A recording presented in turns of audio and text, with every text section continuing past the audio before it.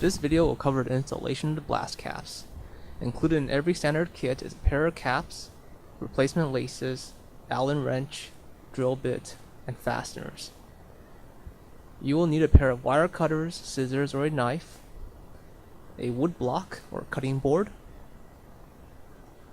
and a power drill. Installation should take about 30 minutes for both hands. The first step is to cut 3 laces, 2 of which are on the thumb and 1 that's further back on the wrist. Once the laces are removed, you can flip the top over to reach the underside of the rivets.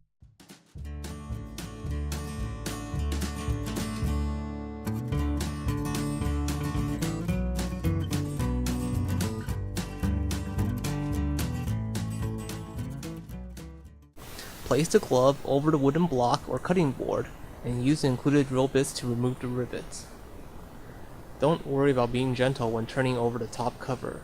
The glove is very durable.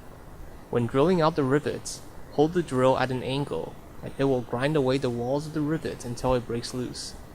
During the process, it may be necessary to rotate the drill so that it reaches all sections of the rivet. Sometimes the rivet will begin to spin, but as long as the rivet is spinning slower than the drill bit itself, and as long as you are feeling resistance, it is still cutting through the rivet. Eventually the rivet will start to wobble or spin off center, which means it is almost about to pop off. Each rivet should take about 30 seconds to a minute, so be patient as to not cut the glove or your fingers while doing this.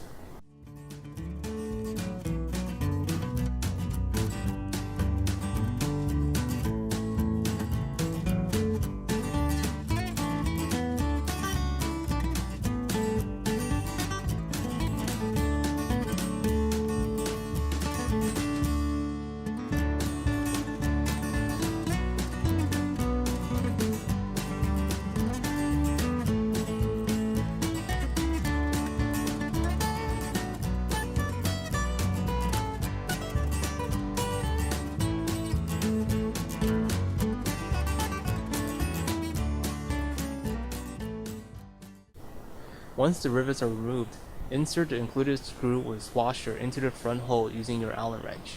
Each cap is held in place using 2 screws. Most caps have the rear screw hole drilled completely through, the front is not. This is to facilitate installation, so if you find the next step difficult, you can drill an opening in the front holes to visually align the screw. First, you install the front screw by positioning the screw to the threads while looking at it from underneath. You can visually confirm this by looking between the gap that is between the cap and the tip of the thumb. When positioning the screw visually, you will have to hold the screw at an angle, but once you feel like it is in place, you then turn the Allen wrench until it is vertical, while pushing against the threads so that it doesn't slip from place. This may take a few tries, but once you have it aligned, use your left hand to cup the cap while you hold the Allen wrench in place with your fingers. That way you can move your right hand to tighten it. When tightening the screw, you should feel resistance. Do not tighten the screw entirely until both are in place, so just tighten it enough to prevent it from falling out.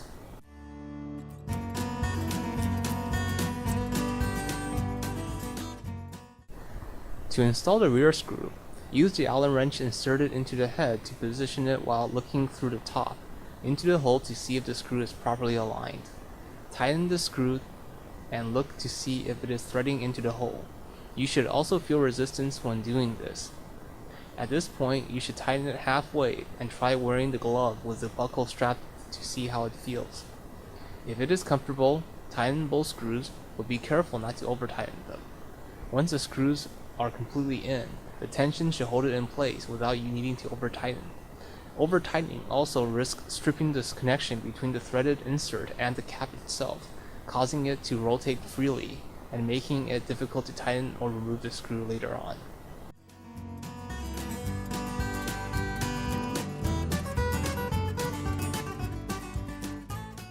Two uncommon but possible issues when doing this step.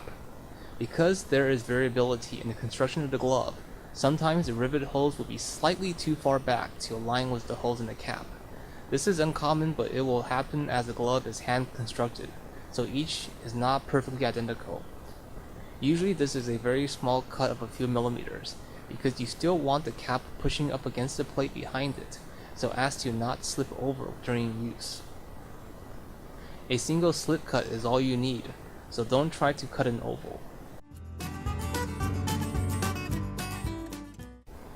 The other issue is that the spacing between the two rivet holes in the leather may not match up perfectly with the spacing between the screw holes in the cap itself. This is far less common, but the solution is the same. Using the wire cutters or the knife, widen the hole in the direction necessary by cutting an extension. Once the cap is installed, you can begin lacing the shell back on. Each cord is enough to lace one glove, and you may lace it in any order. When lacing, use the plastic end to thread and pull it through so that you are only using the last section of each lace to do the knot. This lets you use the same cord for all 3 laces. I usually start from underneath so that the knot is on the underside. When both laces on the thumb are on, I usually test the fit before tightening, but this usually won't be an issue.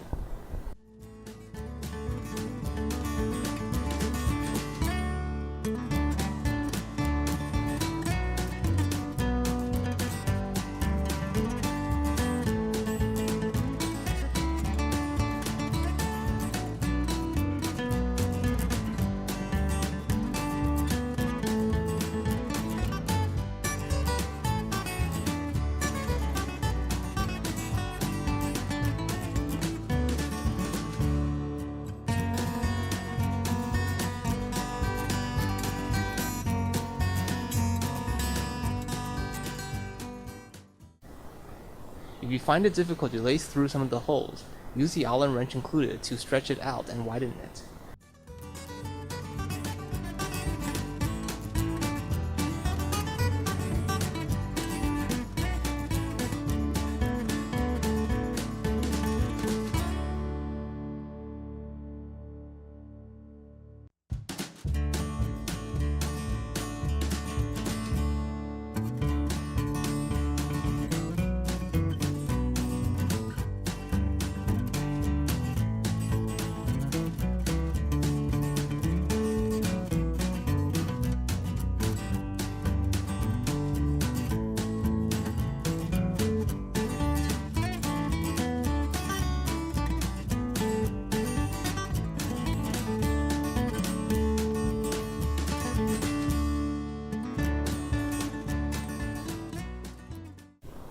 Once all the laces are in place, tighten them and snip the excess on each end.